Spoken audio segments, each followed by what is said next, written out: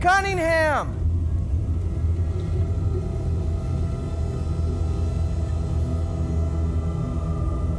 Is that you, Cunningham? You're not mad, are ya?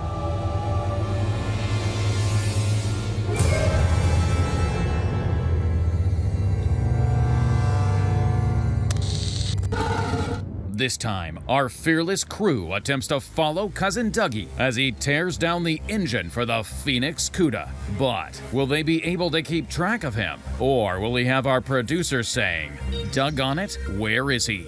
But that's not all. Justin makes progress in assembly on our blue beasts, the 1970 Challenger RT and the 1969 GTX.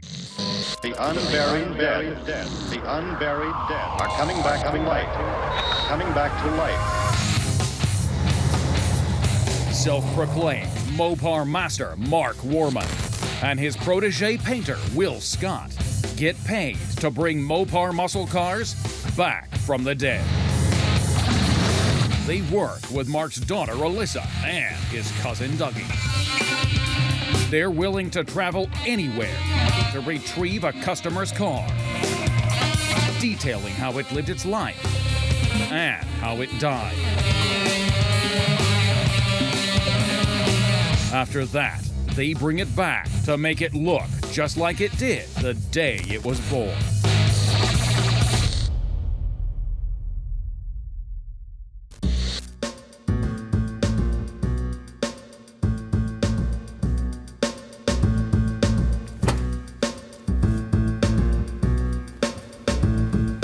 Oh, good morning.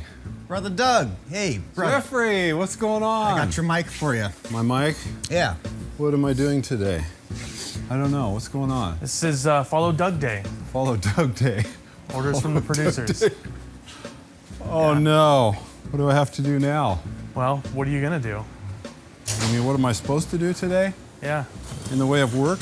yeah, Well, I have a Phoenix engine to tear down today. okay. Uh-huh.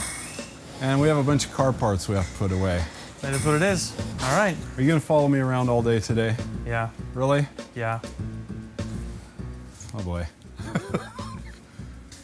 Here we go. Meanwhile, in the assembly shop, Justin is installing the pistol grip shifter in the B7 Blue 1970 Challenger RT.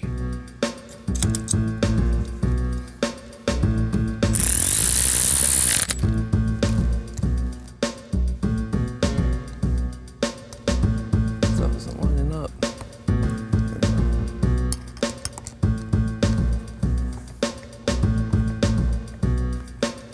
Just these holes not lining up super well.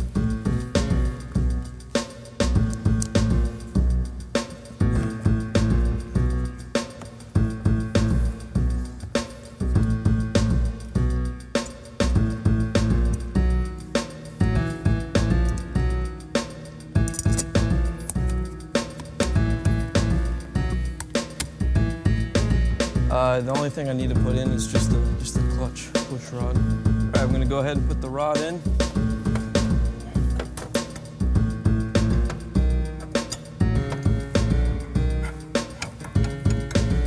Get my retaining clips on there.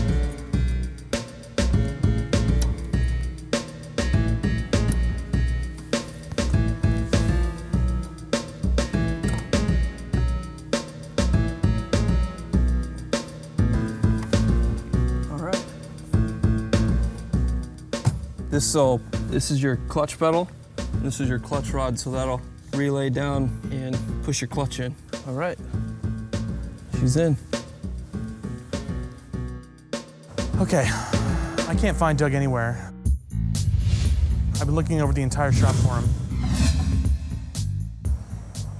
The best place I can think of is to check the graveyard, but it's raining, so I don't even know why I'd be out here. What the producer doesn't know is Dougie has been avoiding him as much as possible, and he's enlisted Ezra to help him organize parts in the storage units.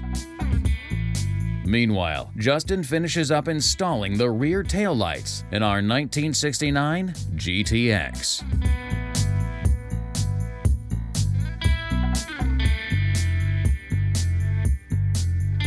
I did already go through and I put our gaskets in here. And then there's another gasket that lies right under the lens to the taillight housing. I already got those prepped because I did a pre-fit. So go ahead and get these ones on the car.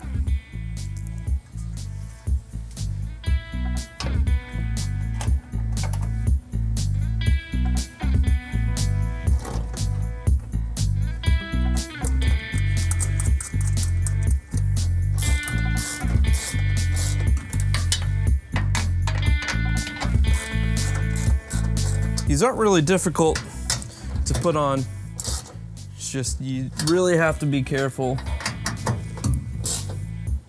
with how tight you make everything because you really do not want to break off those studs.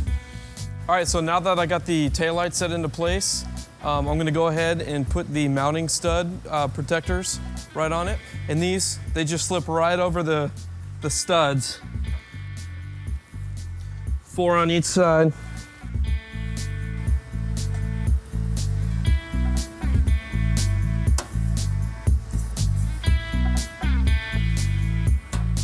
Now I can go ahead really quick, put my lights in. They just click right into the housings. Snap into place right there. Make sure your wire's tied down. Got the lights hooked up. Now I can go ahead and put our trunk light wiring harness in there.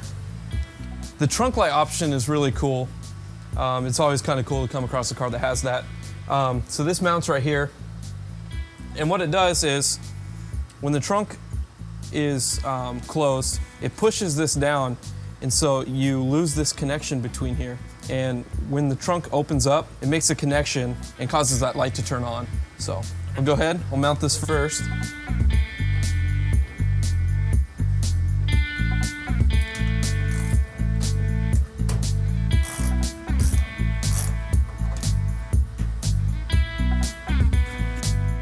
So yeah, this right here, when the deck lid closes, it makes connection right here on this protrusion, and it pushes this down when the trunk closes.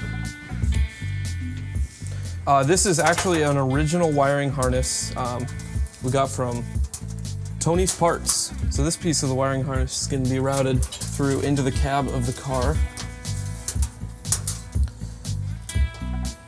This is the light socket itself. Sometimes when people are restoring a car, what they'll do is they don't want to take the time to just pull this thing off, so they actually just cut the wires.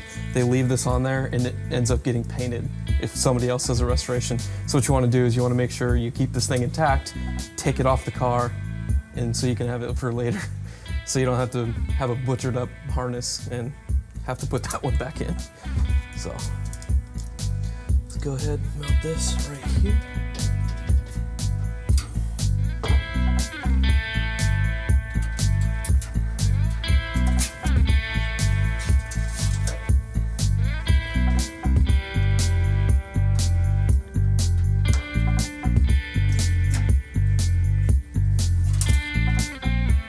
Just pull that through and just put in your wire retainer clips and you're good to go. All right, now that I got the trunk light in there, we need something to protect the trunk floor. So we got the trunk mat lining that we can put in here. So I'll go and grab that and put it in. All right. Doug? What? Oh, there you guys are. Oh, hi, Matthew. What are you guys How's it doing? What are we doing? We're putting all these car parts away that Mark told us to put inside this little tiny pod. And this isn't everything either. There's still more stuff. So yeah, we're just out here enjoying this beautiful, sunny Oregon day, right? What do you need, Matthew? Keep going. Oh, keep going? All right. Okay. Let's wheel that baby in there and put all that stuff away. Does this go in there? Everything goes in. Well, yeah, that can go right in the corner.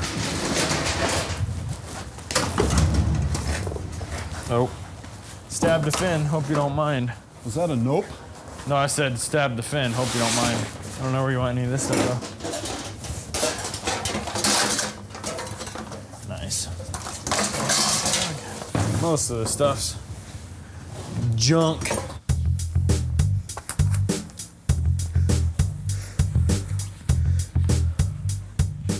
right, it's always good to set these things out about an hour or so before you do it.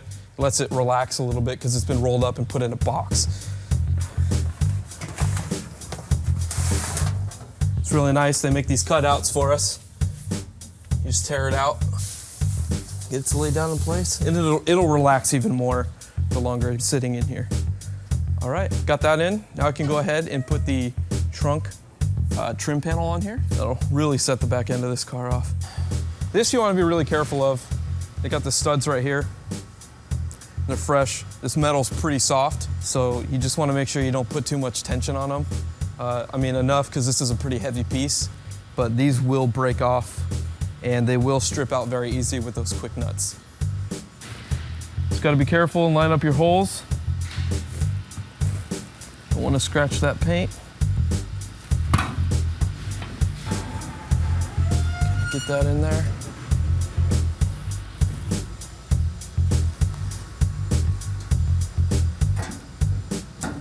Start with the one.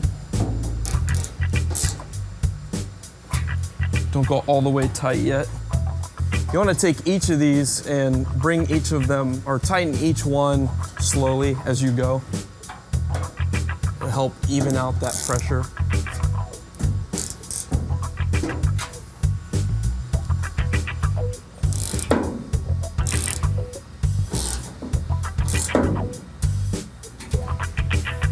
I got two more on this side.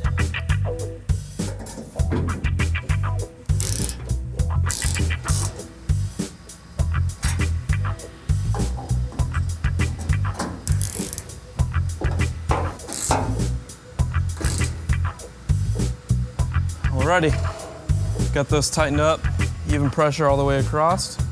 Last thing now that we can put on is our Plymouth emblem. Those are held on just with the speed nuts as well. Go ahead, do the same thing with this. Gotta set that into place.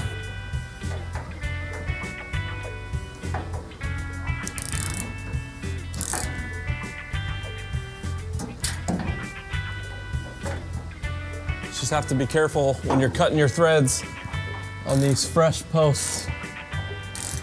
If you feel any resistance, just be careful because you don't want to snap that stud off. That's that. Shut the trunk. That looks good. Looks like a completely different car.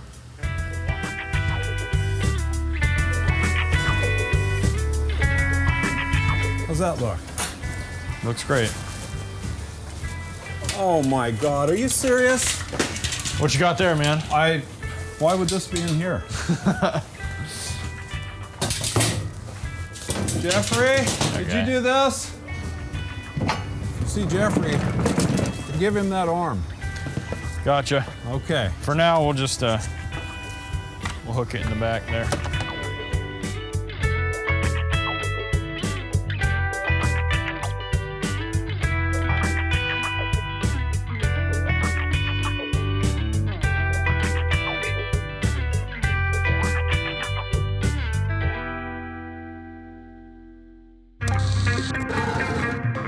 Coming up, the engine for the mythic Phoenix Cuda is torn down and gone over in painstaking detail. Equally painstaking, our fearless producer and crew follow Cousin Dougie to discover the secret of just what it is he does all doggone day. Okay, I got it all cleaned up. Now what am I gonna do?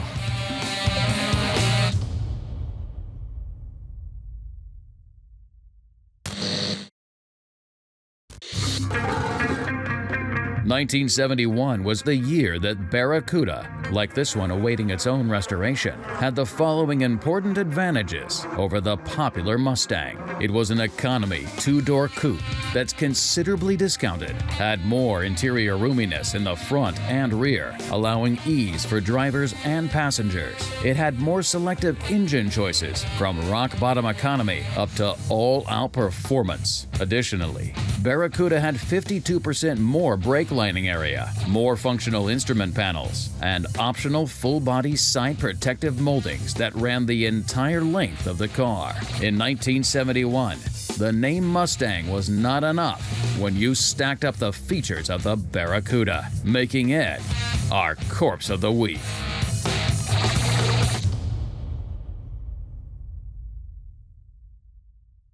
So right now, Doug's getting the Aladdin fired up. That's our pressure washer that we use for steam clean and everything. We've got the engine and drivetrain out for the 1971 Cuda. This is the Phoenix Cuda. We wanted to be able to get the engine and everything in process. So what we're doing right now is I've got Doug set up to go ahead and clean it. We want to steam clean it for two reasons. One, it's filthy and nobody wants to work on something with briquettes. And two is there may be assembly line markings. This was a pretty original old car when it got burnt. So we're going to be looking for any evidence of original assembly line markings. All Hemi Cudas were built at Hamtramck, so this will be a Hamtramck car. And we just want to see if there's anything in there that maybe Dave Weiss hasn't caught over the years or I haven't caught. That's how you continue to grow the books that are out there and learn more about the cars for the people down the road, the youngsters, young whippersnappers. Dougie, how you doing there? I'm doing good. You got it? Uh-huh. Why don't you grab that wand in your hand? Okay. Hey, Doug, how many 1971 Hemi Cuda automatics were built? With a hard top? With a hard top. Good question. Very good. Very good. 250? No. No, 48. 48? Yeah, just remember it's the same IQ as Will. It's easy to remember. Okay. Okay. 48. That's pretty rare, huh? 48's pretty rare, that's right. Yeah. How many states were there in 1971? 50. That's right. So 2 less than the number of states in the country. 48? How many planets were there when you was up there? 3. Yeah. Well, it's grown a lot, hasn't it? Yeah. Okay.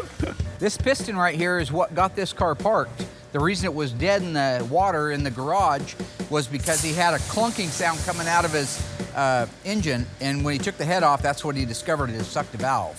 So anyway, had that not happened, there's a chance it might not have been in the garage. I still think it would have been because that's where he stored it at. But it's interesting how one thing can lead to another, like that Final Destination. You ever see Final Destination? About that group of events that happens? Uh-huh. Like one little thing, you change one little nuance. Like, let's say I pull that spark plug wire off right now, right? But it's not supposed to be pulled off. I've just changed history. Now, you're steam cleaning along, and you catch this with the end of your nozzle. The wand flips out of your hand. It blows your right eyeball out through the right-hand side of your ear, and then you spend the rest of your life reading everything with Braille, right? All because I unplugged that spark plug wire. That one wire. Yep. You can't cheat death. Death will find you. Yeah, that's true. Almost fell over that brick. Oh, That's all because of this. That- That's all because of that. You can't change history. Maybe it's our feet. Or it could be that. Watch your step.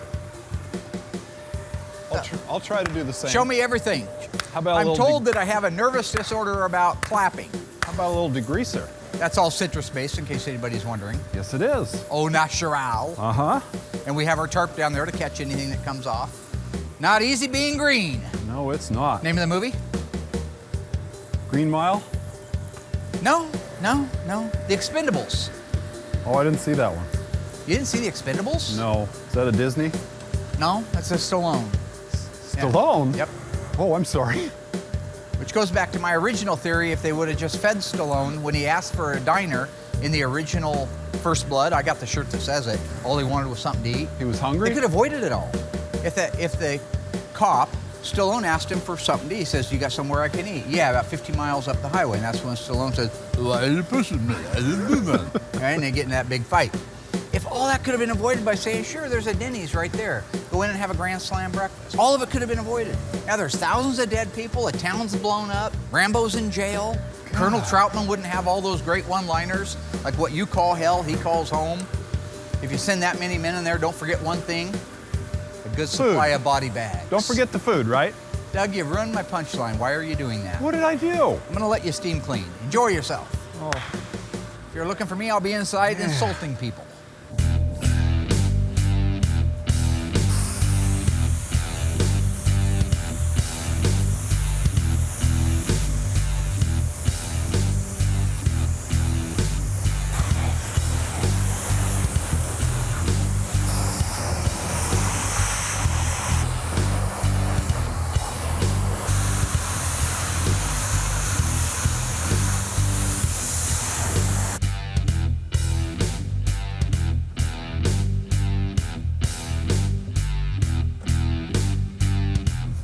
heavy old girl, even though she's only half there. Okay, I'll blow her off a little bit.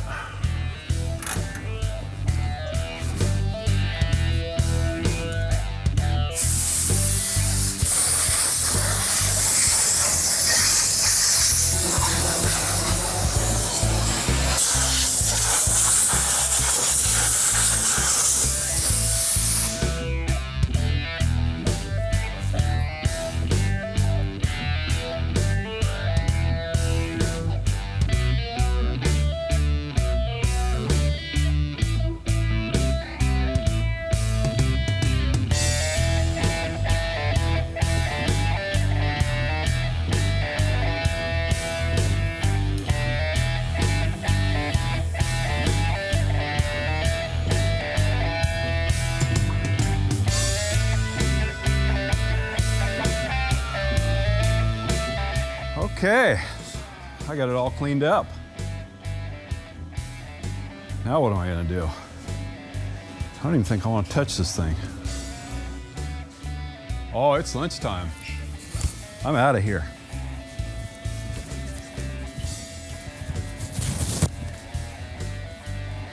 Doug, What? you're just gonna leave in the middle of a shoot? It's lunchtime, I gotta go. Mark's probably looking for me. See you later on, sometime. Okay, thanks, Doug. Yeah, okay, well, cut. In 1971, Mustang's front-end treatment was nothing particularly new. Barracuda featured dual headlights, an all-new grille with the iconic 6-scoop styled openings that peak in the center, and deeper bumper protection. How many colors were available for the 1971 Cuda grille? 6, 9, 8. Think you know? Find out after the break.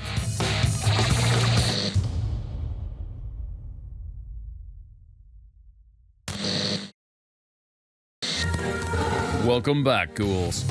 We learned that the 1971 Barracuda featured dual headlights, an all-new grille with the iconic 6-scoop styled openings that peaked in the center, and deep bumper protection. And now we've asked how many colors were available for the 1971 Cuda grille. If you answered 9, you were right.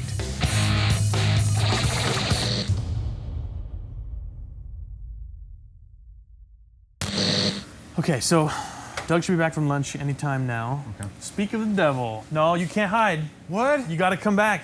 Oh, hi, Matthew. You walked out on us earlier. I did? Well, it was lunchtime. Boy, I got a full belly now. This motor is the next thing we have to do? Yeah, I gotta get you back mic'd up. Oh, man. Microphones again? Sorry, Doug. That's okay, Matthew. Oh, boy. Oh, slave driver, you're just gonna push me and push me, aren't you? Well, I guess this engine's not gonna take itself apart. Maybe I could get some help on this one. I'll see if my good buddy Ezra will help me take this apart today. You ready, Ezra? It's ready as I'll ever be. Okay, here we go. Let's do it. I guess it's time to take this Phoenix engine apart finally. Yeah, I got away from it for long enough, I guess. So Ezra's gonna help me and we're gonna Yes, sir. take this thing apart. I have no idea how this is gonna go. I don't think it's gonna be easy. I'll keep my fingers crossed like I always do. Go ahead and pull the spark plugs out. I'll clean off all the debris. We got a head start on it. One of the heads is already off the engine. These actually don't look too bad. The plugs? Yeah, look at that. Yeah, amazingly clean. Watch out for water in there. Nice. Okay. That first plug I pulled actually looked the best though. They got worse after that, huh? Yep. Rusty? Crusty? Only. Hey man, Came loose, huh? this line's in the way here. Oh, yeah. So, hold on a second. Hold on. Cut it. Try it now. Got it? Sweet. Oh, heavens. Oh. Beauty. It's like the Titanic in there, doesn't it? Beautiful. Oh, my God. That is horrible. I didn't clean it good enough. Maybe you should have cleaned it after the heads came off. Yeah, okay. You know, my friend's Dodge just blew its head gasket on his flatbed truck, and he pulled his push rods out for his Cummins, and one of them was bent like an S. Yeah, that happens. Thought it was pretty funny. Over revving, huh? Yeah, he was going 80 when it blew. Okay, see if you can find a socket that fits the head bolts right there. Breaker bar. Where's the huge breaker bar at? Probably won't need that. Unless you're weak, bro. See how tight they are. Because I'm trying to get these head bolts off in here, and they are tight. Ooh, not really. That's pretty loose, actually. Oh. Is there a sequence? No. Just pull them off. Yeah.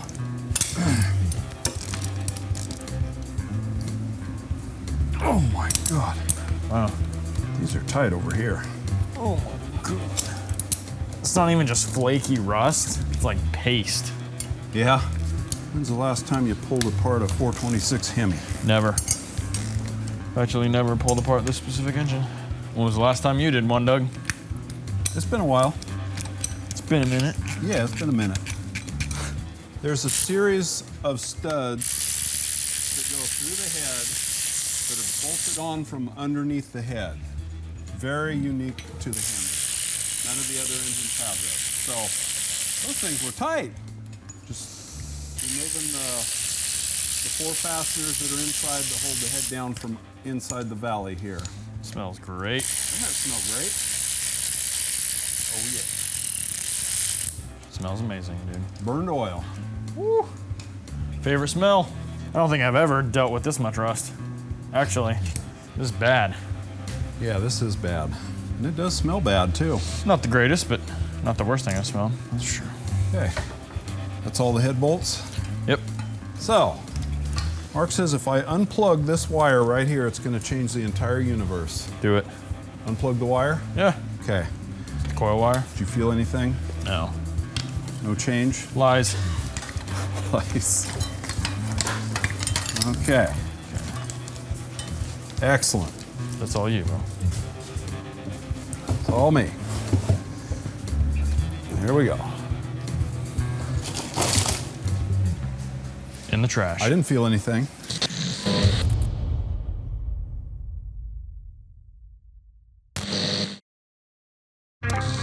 Stay tuned. There's more to come as Cousin Dougie and Ezra completely dissect and discuss the Hemi in the mythic Phoenix Cuda. That fan's in pretty good shape, huh? Yeah. Just need some paint. With all the melted stuff on it. But will Cousin Dougie's protege outshine him? Or is Dougie better than Ezra? I bet we can rebuild that. We probably won't, though. Man, you're slacking.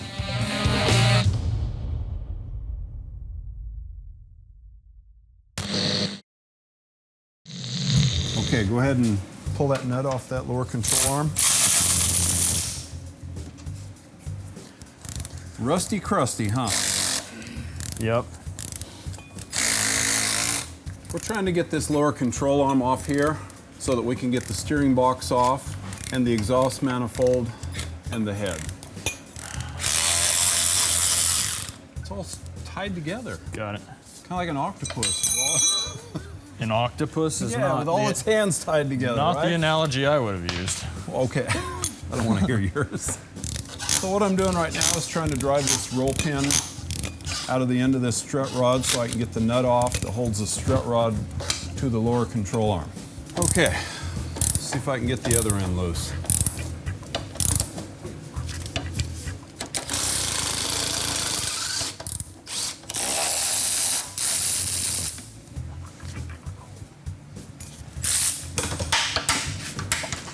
This side's good. I got lucky. Okay. I got the lower control arm off. Hammer. Yes, sir. Gotta get the other one off, dude. Hammer. You're gonna pull the fan off?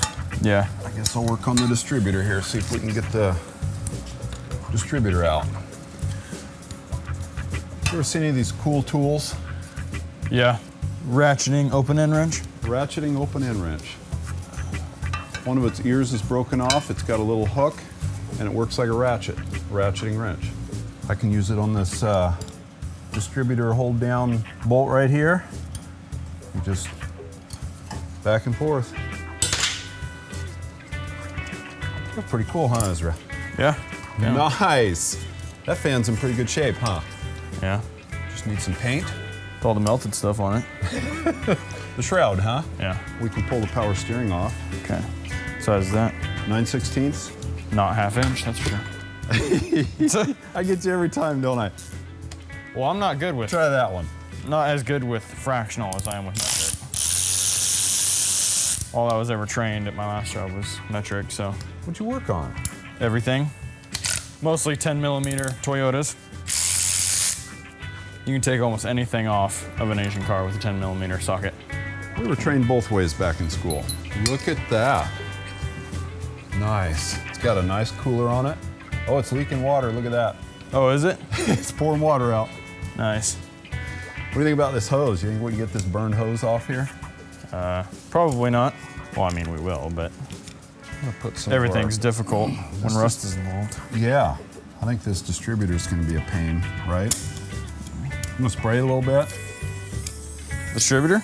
Yeah. Distributor. In hopes that it ever comes loose. I'm gonna get a special hammer and tap on that distributor for a little while. It's even worse. Man. I know what you're thinking, Ezra. Oh, you do? Yeah. You probably don't. Just cut it. Just cut it. Just cut tear it. it off, right? Cutting's easy. Sawzall. Sawzall solves everything. Now Can you it's believe that? Can you believe that? I can't believe that. No. Honestly not. It just came out. Oh, happy day. I know that. That is awesome. I can't believe that that thing came out of there. In 1971, Mustang only offered 3 engine options. But Mustang didn't come close to matching Barracuda's 446 barrel or the unbeatable Hemi. True or false? If you are on a tight budget, Barracuda's 225 engine output the same amount of horsepower as Mustang's 250. Think you know? Find out after the break.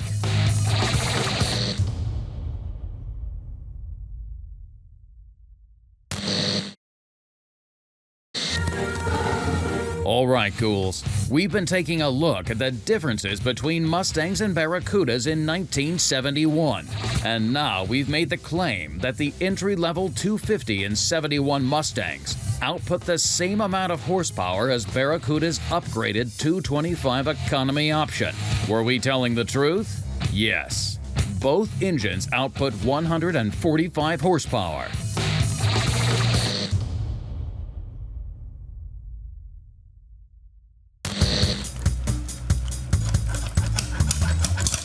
Can we get these two screws out of here? Yeah, it was just, if that one came out, it would have come out easier, but Yeah. I guess we can get the whole bracket off. There we go. Get that belt out of there. There we go. There goes another pulley. Got our alternator off in one piece. I'll bet we can rebuild that. We probably won't though. We'll get a new one. That's a good looking pulley. We can reuse this. Yeah. That'll clean up. Got a bunch of gunk on this belt here. Got some good paint left on it. Okay, I'm digging off a little bit of melted debris off the fasteners on the water pump.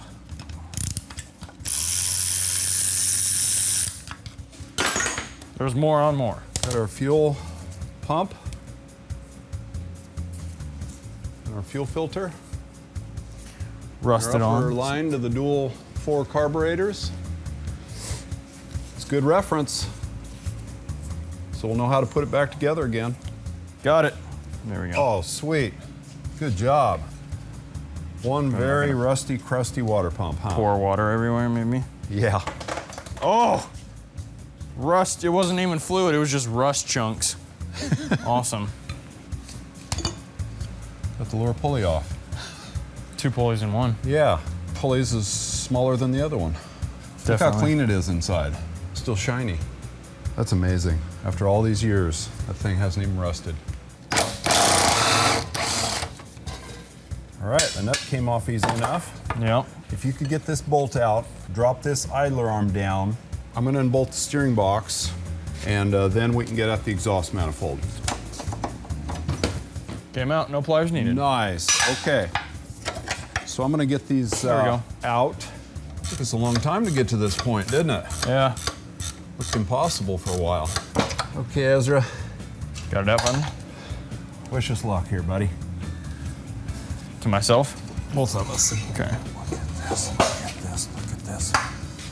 We did it. There we go. We did it. Oh, and look at that. It's everywhere. leaking oil. That's okay. Let's put it up here on the table and let it leak. All over the spark plugs. Perfect. Yeah, they need oil. Hey, Yeah. look at that. We finally found the exhaust manifold. Let's see if we can get that out of there. Did you spray penetrating oil on them yet? I didn't. Of course not, man. You're slacking. There we go. Got There it. it is. Oh, Oh, full of water again, huh? water spilling everywhere. More rust. So we ready to pull the head then? Yeah. What do you call it? Manpower? Yeah. Oh, Okay, check it out. Oof. Check it out. Wow. nice cylinder there. Yeah, it is. Check that out. Got a nice stuck valve there in the head. Yeah. Look at that one. Metal head gasket. Nice gasket. One stuck valve. All right. Okay. That would explain why all that water is Oh, in it's there. full of water. Yeah.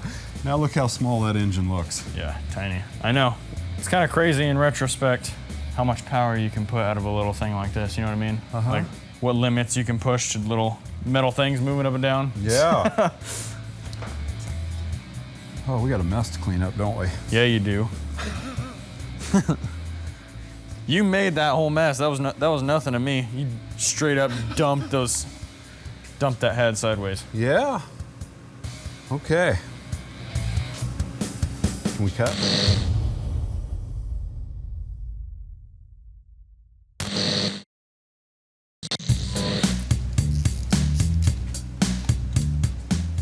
Okay, so we're going to use some slimline tools to get that starter off there. Yeah. Low profile, ratchet and socket. Got the starter. And we have a starter and the wiring. Sweet, we're getting down there. See if we can pry the timing cover off.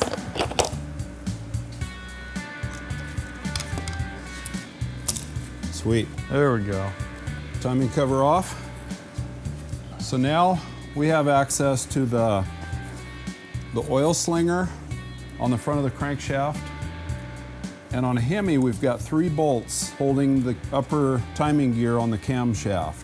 So we're gonna pull those 3 screws out and pry the timing chain and gear assembly off there.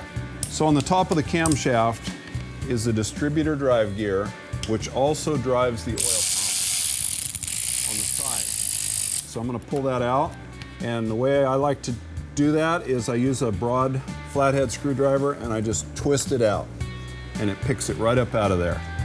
And then you can pull it out through the distributor hole. So you can just kind of twist it back and forth and pull it up out of there. So there's the distributor drive gear.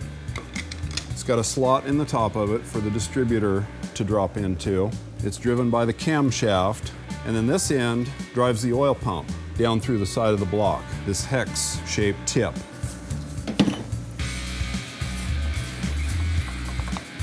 Bottom hanging up. 2 fingers. Sweet. Okay, there's our timing gear assembly. Upper and lower gears and the double roller timing chain. Okay, let's see if we can lift this engine off this K-member. Okay, that's good. All right, so we're gonna set it down on the floor, unbolt the transmission from the engine.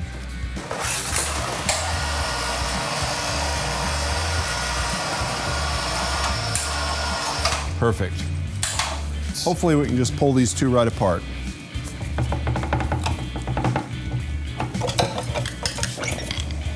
We did it again. There we go. I love it.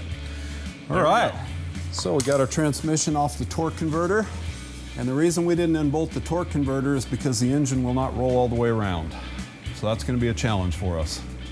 Raise this up, pull that torque converter off, and then we'll get an engine stand to put it on. Right there.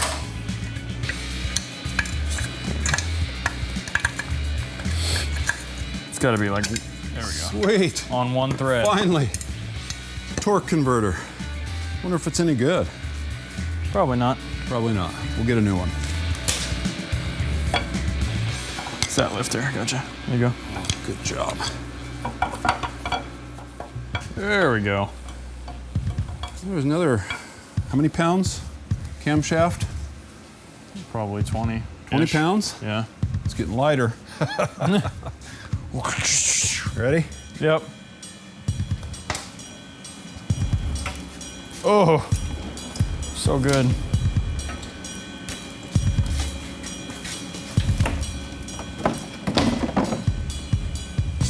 Oh, that's right. So good, so good. What do they call that? A masterpiece? Here we go. Oh. It's like Christmas. Oh boy. More gook. A really God. A really crummy Christmas. Really Nice. crummy Christmas. Let's peel this. Be careful. I don't want to get splatted, right? Neither do you. Okay, so here's the windage tray. Must be up in the pistons now. Now we're going to try to get some pistons out of here. You ready, Ezra? I believe so. The catcher. Okay. Okay. I was a catcher for baseball in middle school. Good. I hope you can catch a Hemi piston. Yeah, we'll see. 2 ring, 3 ring. There we go. Sweet. We got one. Ready? Yeah. 1 ring. Nothing? Oh, there we go. Got it. Let's get that oil sump out of the way real quick. Give us some room. Hey, that was pretty easy. I'm gonna unscrew that real quick. That is a huge, Oh, yeah. huge pickup tube. More water, huh? Okay, so now we have more access. So, boy, still don't look too hopeful, does it?